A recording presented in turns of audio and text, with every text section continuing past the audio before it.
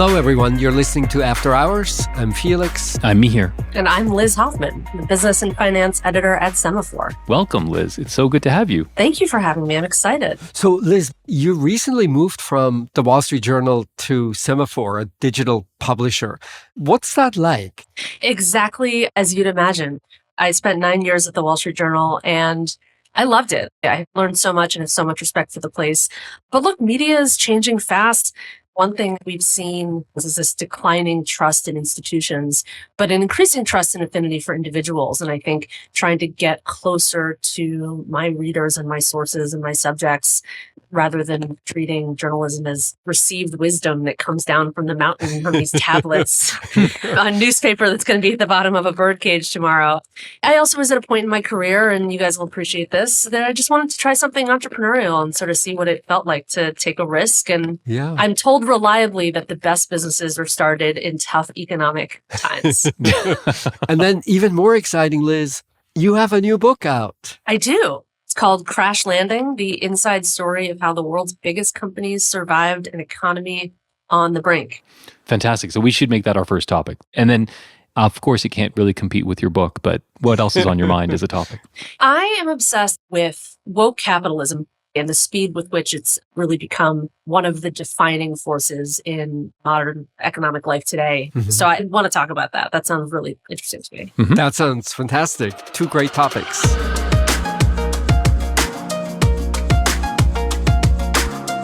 So Liz, Crash Landing. I loved reading the book. You give us an opportunity to experience the pandemic through the eyes of big name CEOs. Chris Nassetta at Hilton, James Gorman at Morgan Stanley, the CEO of Ford, Jim Hackett. And we sort of get to see how they learn about the pandemic, their initial responses, what they worry about, how they try to respond. Early on, you make this point, which was really fascinating to me, that each time produces its own type of corporate leader. If you had to describe what kinds of CEOs will we get as a result of the pandemic, what's top of mind? I'm glad you brought this up because I'm fascinated by this. You know, in the 20s and 30s, you get the kind of first generation of CEOs skilled in the management science. They somehow lose their way and become these fat, happy, lazy conglomerate empires of the 60s and 70s. Along came the corporate raiders of the 80s and busted them up. The 90s, you have this burst of globalization and outsourcing and mergers, and you end up with these larger-than-life CEOs, the Howard Schultzes and Jamie Dimons and Bob Igers, who kind of seem to escape the CEO role entirely. When I talk to CEOs now, the phrase I hear all the time is, I just want to get back to business. I just want to get back to doing my job. And I think you'll start to see a pullback from some of the celebrity aspects. There's this sense that it's not particularly healthy to have a company be so deeply intertwined with their CEO. You get this cult of personalities, and certainly we just saw what Disney has gone through. Can't quite pass the baton. We've seen that in a couple of places. I think you'll start to see people really focus on cleaning up the balance sheet, really focus on optimization, which isn't to say that it'll be entirely financial metrics, but I do think there has been a fundamental reset in looking after different constituencies, and that being seen and respected internally is important. Mm-hmm. What do we learn about leadership from this very extreme moment? You've talked to a bunch of these CEOs. Did you come away with a sense of the people who you really admired and their attributes that allowed them to conquer this great moment of uncertainty? From a leadership perspective, one takeaway I had was just make a lot of decisions, make them fast. You guys have studied companies and you know, good Lord, they can study a question to death. They change their vendor for Post-its and it goes through a committee review. And I think a lesson of the pandemic was that if you generally are better than average, if you bat even 60-40, 65-35 on good decision, bad decision, you should just make a lot, because most of them are not irreversible. One that I report in the book, which now sounds mundane, but at the time was a big deal, which was Chris Nassetta at Hilton in early March of 2020 is looking at bookings that are just falling off a cliff. And he called his general counsel and said, do I need board approval to pull my revolver? I've got a $1.75 billion revolver at the banks. Do I need to vote to do it? GC says, actually, I don't know. This has never come up. Let me check. And he didn't. And he called the CFO and said, I want every dollar that I'm contractually entitled to. Mm-hmm. He was at the front edge of something that so quickly became obviously the right thing to do. And if you were last in line, you probably got your money, but there was a real risk that you wouldn't. Who knew what the banks were going to look like in 2 weeks? So move fast in those situations. And if you're more right than wrong, it's the right thing to do. One story that really caught my attention had to do with Jim Hackett, the CEO at Ford. So very early on in the pandemic, he suggested and tried to coordinate a pretty drastic plan. Basically, the idea was, let's shut down the entire economy for 4 weeks. Let's make sure that the companies, employees, the government share in the burden. But that might be a really interesting and radical way to get the country through a really difficult period. And what caught my attention has to do with, you describe all of these drastic actions inside companies, like the one we just talked about. But there's surprisingly little coordination across businesses. Can you talk a little bit about why we didn't see more of a unified front among American businesses? I was fascinated when I heard that, because the plan to me made all the sense in the world. It was basically that you'd shut down everything for 30 days, that there would be some tax holidays so that businesses could get some of that money back. There would be some vacation that employees would sacrifice going forward so the productivity gains wouldn't be lost. And that particular situation, it fell apart because no one wanted to bring it up with Donald Trump. It was a political dud. Mm-hmm. It was the kind of collective action that ran into a political buzzsaw. Other times it's competition that does it. And I think the airline story from the pandemic is a pretty good one. Yeah. Early on, the unprecedented level of cooperation. In the early days, they were all in a ton of trouble. And they put a lot of their competitive hackles aside, lobbied effectively together to get tens of billions of dollars of aid from the government. But that coalition had really started to fray by the summer, when it was obvious that some, like American, were in more trouble than the stronger ones like Delta and JetBlue. Mm-hmm. And there was this real unease that set in, and the calls that they had as the summer went on got less and less productive, until ultimately Doug Parker, the CEO of American, which had come into the pandemic in much more debt, much more rickety finances than the rest, was kind of the last man standing. Right. And I think deserves a lot of credit for having gotten his company through, but had very little industry support from his compatriots who realized that they were funding their competitor. Right. One of the things that I was struck by in the book is recreating the amount of peril we were all in at that time, which we have now quickly forgotten, I think. So that moment of peril was so large, and yet it passed so quickly. And I'm curious what the real lasting effects of the pandemic are on the shape of American business. Because one of the nice things you do in the book is you use it as an opportunity to educate the reader about all kinds of things that are going on in finance, like for the last 20 years. What do you make now of what that longer lasting impact is? I'm a little disappointed in that I think a lot of the lessons that probably should be learned and internalized, you can already see them being ignored. Coming into the pandemic, there was this sense that the economy was just incredibly strong, almost record low unemployment, stock market at an all-time high. But really, it was playing out on these two screens where the veneer of strength and unstoppability, pretty thin. A lot of the tinder was already there, higher levels of debt at households, at corporations, at governments, the decline of stable union jobs, these people who were very loosely tethered to the economy, which in the 2010s was an asset. It was the freedom to work for yourself and be a gig worker and a contractor. But there's a cost to that. And this relentless push towards just-in-time efficiency, which is the false promise of technology, which is that it's an unalloyed good. But there's a cost to not having fat baked in, which is there's no fat baked in. There's nothing to burn. Right. You're already starting to see that come back. Activist investors are swarming. The market forces that might have allowed some of that, let's be a little defensive, let's be a little less penny pinching, have not been learned. I mean, here you said it well. There's a real and understandable desire at every level to just memory hole this entire thing. Right. To just put it in this bubble and be like, what on earth was that? And never think about it again. And I think very differently from 2008, there's no real villain here. This wasn't anybody's fault exactly. And it was so devastating and so unpredictable that it's hard to do what you did in 2008 and say, Right. Wall Street was doing what for the last 5 years? Right, exactly. Yeah. So very hard to see what comes out of this crisis that looks like the 2008 response.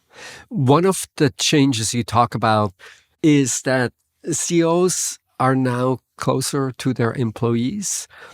And you describe it as a good development. And I can see many instances in which this is true. And I'm a little unsure, how much is it just the red hot labor market? Do you think that's just off the moment, or that's a longer term lesson? I don't know. There's a stat that I like to point to, which is back in the 1300s. This is a feudal system in Europe, and along comes the Black Death and kills so many workers that it's the birth of a modern labor market, that they stop being tethered to their lord and say, wait, I have skills. There's no workers on that manor over there. I'll just go sell my labor. And it's a little bit of a crude analogy, but these big seismic events really do reshape the relationship between capital, labor, management, and labor. Just in case you wondered, Liz, why Mihir and I are smiling, in one of our most recent episodes, we talked about that very fact, that the labor markets were reorganized in really interesting ways as a result of the Black Death. Mm-hmm. Whenever you see a really big imbalance in the labor market, it creates something that's longer lasting. So this is why, among many other reasons, why we're smiling at you. Oh, that's great. I was just so flabbergasted by that stat. And you can actually see it. The Federal Reserve, in its infinite wisdom, keeps this data, and you can see the wages of an average worker in Britain between like 1320 and 1360 tripled. I mean, it was wild. My own 2 cents is that the pendulum was probably swung a little too far in some ways here and not far enough in others, which is to say a phrase that none of us had really heard of or thought much about before 2020, which is essential workers. Who is essential and who isn't? Right. I would like to think on the back of this that every ER nurse is making twice what they were before. I don't think they are. But you are starting to see labor be ascendant in other ways, whether it's the tug of war over return to work, or anecdotal still and kind of a drop in the bucket, but a noticeable spike in unionizing efforts, some successful, some not. Yep. So I'm curious, Liz, having finished your first book, tell us, A, how you got it done, and B, are you going to write another one? For all the aspiring authors out there, what was your key during the pandemic to actually keeping a job, but also writing a book? I think a lot of people took a chance during the pandemic. I wrote a book and quit my job. Some people moved. Some people got married. Some people got dogs. It was a catalyzing event for things that maybe you'd been kicking around in your head, but just the trade-offs weren't quite right. The short answer is that I wrote a lot of terrible words. That's how you write a book. That is so true. When you write newspaper articles, I'm sort of a perfectionist, but also there isn't really the time. The first draft should be pretty good, and then you tinker with it. That's not how I wrote a book. You write a lot of terrible, terrible words, and then you get rid of most of them. Right. And then the second part of your question was, will I write another book? Yeah. I don't have kids, but I suspect it's a similar thing, which is you go through it and you think, oh my God, why would anyone ever do that again? But I would be better at it the second time. Now I know what I'm doing. So we are looking forward to the next one. Yes, I need to take a breath. Yeah, take a breath and then get on the next one. We'd look forward to it.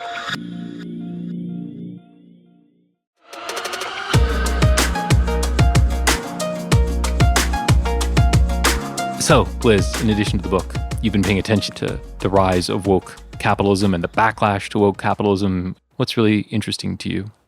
Well, if you've been remotely alive in the last year, you've heard a lot about ESG. And what started as kind of like an academic framework for thinking about what companies owe their various constituencies has turned into this total boogeyman. First, it was companies wanting to be seen as being good citizens, whatever that meant. And then it became this tug of war over the soul of the boardroom. Mm-hmm. What do companies owe society? Some people will say they got to make a lot of money. Other people will say they have to protect the environment. They have to protect their workers. Somehow that's turned into doing racial equity audits, which may be a very laudable societal goal, but it's provoked this really swift, violent backlash that is tied into these broader fights. Yeah, and just to be clear, people like Larry Fink at BlackRock are now facing withdrawals of funds and suits, and we have state treasurers going after people who allocate capital with ESG. So it's really become quite a thing. Mm-hmm, mm-hmm. We just spent some time talking about my book and the pandemic, and I think the DNA of this actually was sort of firmly laid in 2020. Go back to the early days of the pandemic. There was this huge vacuum of public sector leadership.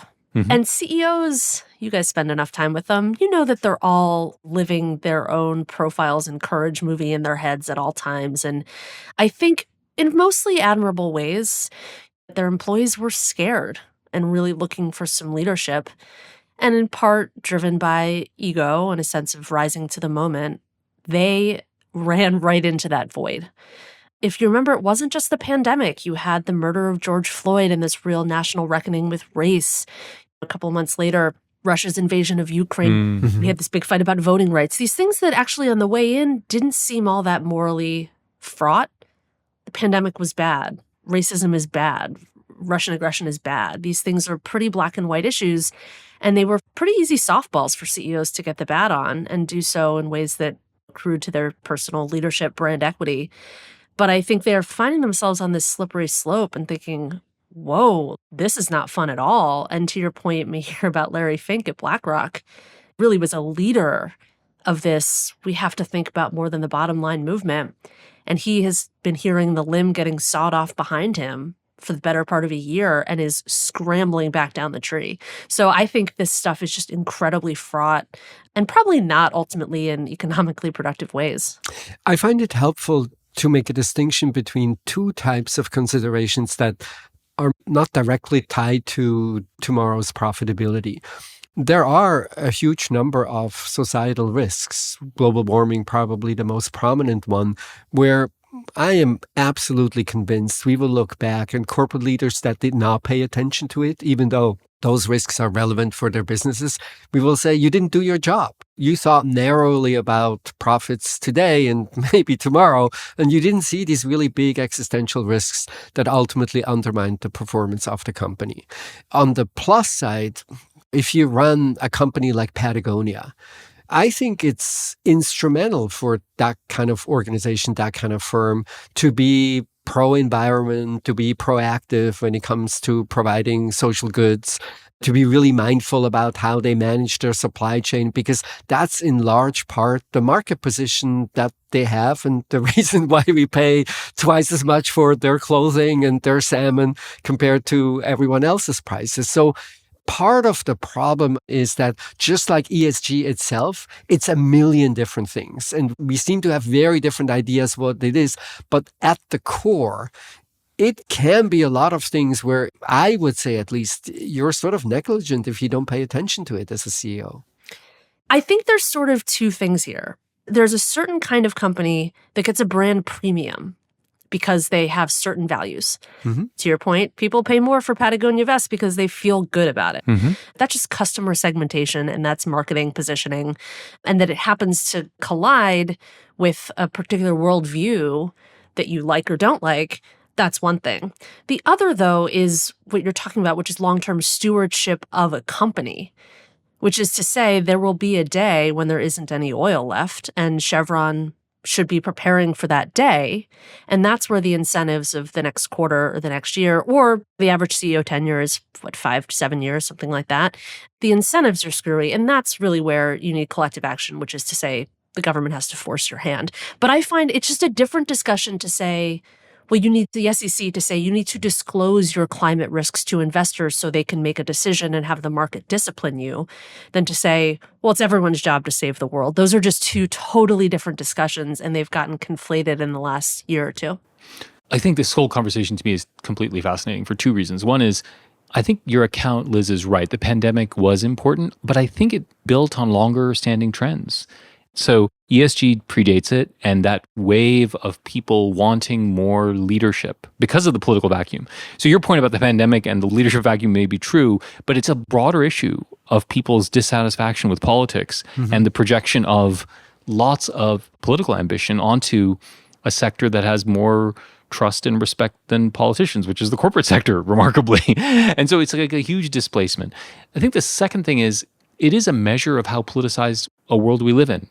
Meaning part of it is about what commerce has done and the way they've portrayed themselves to the world. But part of it is just that you can't be free of politics. It's literally everywhere. We should have all understood when we went down this path. We went down a path of projecting a lot of political goals onto corporations, well, then guess what? They become politicized. I don't think there's anything surprising about that. Let's take the BlackRock investment boycotts as an example. Texas passed a bill about a year ago, the effect of which was to kick a bunch of big banks out of the municipal bond underwriting market. Mm-hmm. They said these guys are committed to not funding fossil fuels, which is absurd because also JP Morgan gets yelled at by the Sierra Club every year for being the biggest financer of fossil fuels on the planet. But let's say we've decided that JP Morgan is too woke and we don't want them bidding to underwrite our sewer bonds. Fine. But the basic laws of supply and demand are that when you kick competitors out of the market, you get a worse product. And there was a fascinating study out of the Chicago Fed and the University of Pennsylvania that found that it had cost Texans somewhere between $300 and $500 million in extra interest because the banks that were left without the forcing mechanism of a $2 trillion balance sheet charged them more money. Right. Just classic cutting off your nose to spite your face. And right. On the other side, there is a lot of what I think is rightly characterized as liberal arts college faculty lounge discussions. A lot of hand-wringing about social issues and cultural goals and the best way to pursue them through corporations. And I'm just not sure that corporations are the best way to do those things. There are certain things that just have to be done by the public sector. And to your point, Mihir, it's a shame that they've fallen down on the job, but it doesn't mean that the S&P 500 is going to be any better at it. So I think everyone's a little wrong, which is why I find this just like a live wire. But Liz, if I can push back a little, of course, the three of us can probably agree in 5 minutes that the best way to fight climate change is to have a carbon tax and we'd be done with it. But the three of us also know there is no chance that this will actually happen. So I find these arguments, let's not push the corporate sector. Let's not think about where there could be potential alignment between social goals and narrower corporate goals. I find that critique shallow because it rests on this presumption that the government is going to do it. And we know, in particular in the United States, the government is not going to do it for sure. And so, yes, we live in a second best world. It's not going to be optimal. Say if we had three types of companies. Some companies that would try to get an edge either with customers or with employees by being progressive, by subscribing to goals that are broader than a narrow corporate chapter. Some companies that are incredibly conservative. And then some companies that try to create an environment that is mostly efficiency focused. The conversations are not political. If we get that kind of differentiation, and some examples of the good things that can happen if some companies choose to try to further social goals, sometimes with success and sometimes complete disasters, just like the governments would do. That sounds okay and roughly consistent with thinking of a market economy where different companies are trying to do different things, and maybe some are more successful than others. Let's think about this in airlines. This is a business that is fundamentally dirty. They burn jet fuel and fly huge chunks of metal around. There's no way to do that in a way that doesn't produce a ton of emissions. So there's two options. You can have someone try to develop plant-based jet fuel, but that's almost certainly going to require some major government funding and some kind of long-dated, long-sighted research priority. You can charge customers a lot more and take their money and then use it to plant trees somewhere or to invest in green energy projects. But my guess would be that that airline would not survive. Maybe I'm wrong. Maybe there's room in this market for consumers to say, I feel good flying on Eco Air, and I'm going to pay more to do that. Maybe there's a Patagonia of that industry, but I think there are certain industries for which there just isn't. Airline customers are incredibly price sensitive unless their employers are paying. That's the lesson on airlines for the last 50 years. I'm a big fan of the marketplace of ideas and finding niches, but I think there are places where that simply isn't going to work. Goldman Sachs, sure, they talk a lot about their various stakeholders and things they're doing for the world. But this is not a particularly fraught issue for their CEO because their clients and their employees, I'm painting with a broad brush here, fairly homogenous group. If you are someone like Disney, think about the constituencies that Bob Chapek had failed to keep happy. They have this huge Hollywood arm, this incredibly liberal talent pool. They have suburban moms who are subscribing to Disney Plus to keep their kids happy. You have these incredibly diverse constituencies, and it's not enough to say, I'm not going to weigh in on this because we're at a place in our politics where not taking a position on something is taking a position on it. So I think this slope has gotten really slippery for particularly diversified companies. I like your view of the world, Felix, in the sense that I love the idea that there's more heterogeneity and we can have organizations choose different strategies. I think that's got to be right. I think the issue is, first, if you choose those strategies, I think the myth of the last couple of years is it's kind of costless. You can kind of say you are for a lot of things, and then you should understand that there are going to be people who are not fans of those things. And so there's a part of this, which is we should understand that when we make these explicit statements, they come with costs. That doesn't mean they're bad things to do. It just means that just don't think that this is all some easy thing that we can all just do. And I think the second piece is just this thing that I really worry a lot about, which is this displaced hope on corporations ends up retarding our desire for political mobilization. You said, yeah, we know politics isn't going to work, so we do go this way, which is fair enough and true. And all constituencies should ask their preferred employers or suppliers or whatever to do more. But does it make us, in some sense, expect less of the political process? And then it becomes a bad equilibrium. Yeah. That's what I worry about. I love your world, but it does strike me that there's something a little self-defeating about all this. Yeah. Can I ask you a very practical question that I'm curious about? If it's the case that we're all investing with BlackRock, we all have very different political philosophies, why should the asset manager vote for us? Do you think that's a promising way to deal with the tensions? What's your sense? In some sense, I love the idea of people voicing their opinions, and voicing their opinions with votes is great. I think the issue is twofold. One is I think they are backtracking because they've realized how complicated it is. I think the second issue is the big problems in capital markets are fundamentally governance problems. As a finance person, like, this is the way I think about the world, right? Which is we got to have governance, and we got to have large investors who govern companies better. I think it's great to have more voice, especially on environmental and social issues. I think it's great for individuals to vote. But it comes again at this cost, which is there's a role for big investors in an economy, which is to actually make sure that managers are doing a good job, which I, as like an individual little shareholder of a mutual fund, am not so good at. And that's what gets sacrificed. But Mihir, why is it that in the consumer space, we think that's exactly what's fabulous about markets? When I buy, I don't know, a little carpet, I'm not doing any deep research about this child labor involved. I'm buying it from IKEA, and I think they're probably going to be careful for lots of reasons. That's totally okay, because somehow demand gets aggregated. So many consumption choices are not really based on amazing research. Why do we have a different response when the argument goes to the investing side? I don't know. I'll give you my basic instinct, which is there's this fundamental principal agent governance problem, which is like the biggest problem in capitalism, which is like they run companies for me and I don't know if they're doing a good job. And so if you think of that problem as being central, then the only solution to it is collective action. And that's largely done through investors. You should look at the governance proposals that have come up and that get voted in proxies in the last couple of years. They are dominated by E and S. Yeah. And they have become where proxies are going, and which is fundamentally about governance.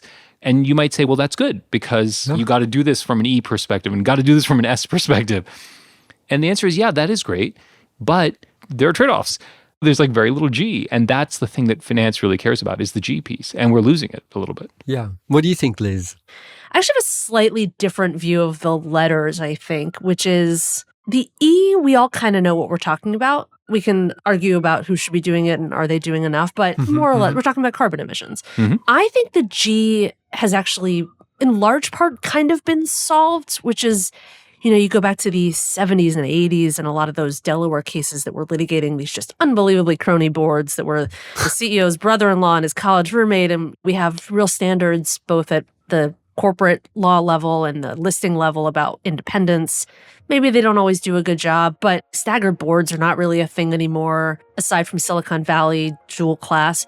I think that there's a lot more collective action, and the fact that shareholders, activists with very tiny stakes can get major changes done actually makes me think the G is less of a problem. I think the S is incredibly problematic because it means really different things to different people.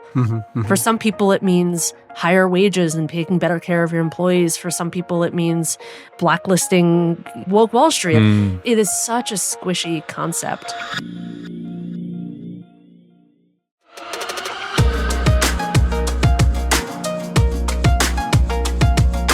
Okay, recommendations. Liz, what do you got?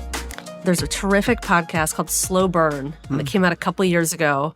And its first season is about Watergate. It later did one on Bill Clinton. Yeah. But it takes this fascinating view, which is we tend to look at things in retrospect and not realize the sort of frog boiling aspect of living through an era. And it's incredibly good. And it made me rethink what it's like to live through like an epical moment and not really know it. Yeah. So I'm a huge fan of that. It's Leanne Neyfakh. It's a Slate podcast, and it's excellent. I think I listened to the Bill Clinton and the Watergate ones, and it's fantastic.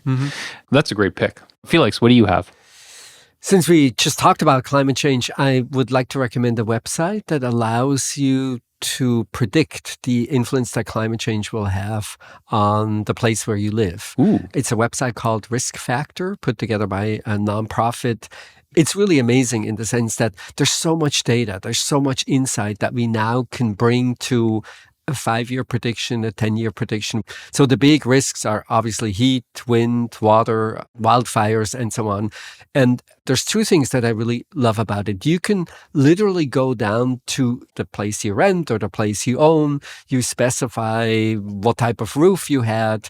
They give you a probability distribution of the wind speed that you will see, and then a cost estimate of how much it's going to cost to repair your roof.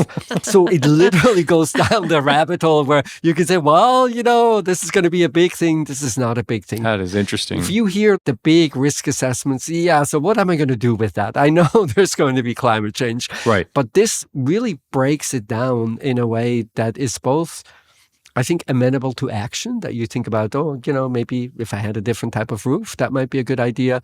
But also just to give you a sense, what's the financial exposure that I will have at some point in time? It's great to make that stuff tangible. That sounds fantastic. Yeah. What do you have for us, Mihir? Well, this is triggered a little bit by our discussion of the Black Death and other things, but I have recently finished this book by Oded Galor that's called The Journey of Humanity, Origins of Wealth and Inequality. So this is one of those big books. Let's talk about the whole journey of humanity. And he has just a very simple theory about why countries have different levels of per capita income, why they grew up at different times in different ways, and he just tells it in the most elegant way. One of the offshoots of the book is so much of what we see today of inequalities that we observe across countries is to do just with very subtle timing differences and accidents of geography and things that really are quite remarkable when you think about what their effects are today. Is it a little like Guns, Germs, and Steel in its outlook? I was just going to ask that because haven't we done like a total rethinking of Jared Diamond's book and now it's problematic in certain ways? It doesn't have any of the kind of baggage I think that the Jared Diamond stuff has. Okay. And so it made me think hard about why we get so obsessed about inequality when it could be the reflection of very small differences. And it's really great. It's interesting. Fascinating. And this is it for today. Thank you everyone for listening. This was After Hours from the TED Audio Collective.